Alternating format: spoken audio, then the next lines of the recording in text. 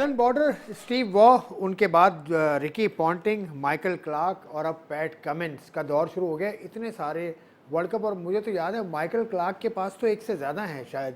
Correct me if my उनके Ricky Ponting के पास Ricky Ponting के पास दो हैं, 2003 और 2007। 6 वर्ल्ड कप जीत चुका है और T20 का वर्ल्ड कप नहीं है। T20 वर्ल्ड कप T20 का वर्ल्ड कप भी है, एक जीते हैं।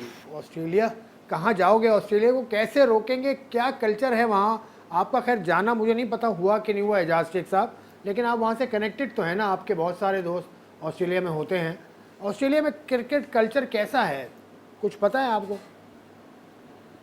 ये जो बताया गया है वो ये है कि सबसे बड़ी जो चीज़ है वहाँ पे ईमानदारी बहुत ज़्यादा है, और सेकेंडली जो उनके एकेडमीज हैं उनको बिल्कुल एक जो कोर्स ईमानदारी पाकिस्तान में नहीं है यार, कैसी बात कर दी आपने यार।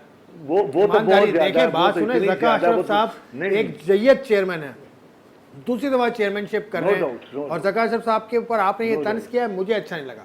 आई प्रोटेस्ट। ठीक हो गया।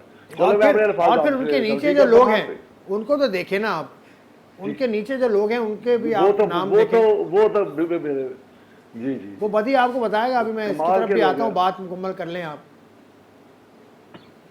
अच्छा, जो उन्होंने एक सिलेबस बनाया हुआ है ना अपने क्रिकेट का, तो वो थ्रू वही चल रहा है हर जगह पे, चाहे वो क्रिकेट एकेडमी है या 21 टीम है, सीनियर है, जूनियर है, तो उसको बेस बनाकर वो आगे बढ़ते हैं।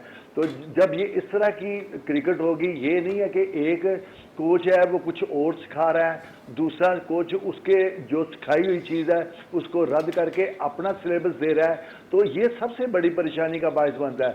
तो यही उनकी कामयाबी का राज है मेरे नज़दीक।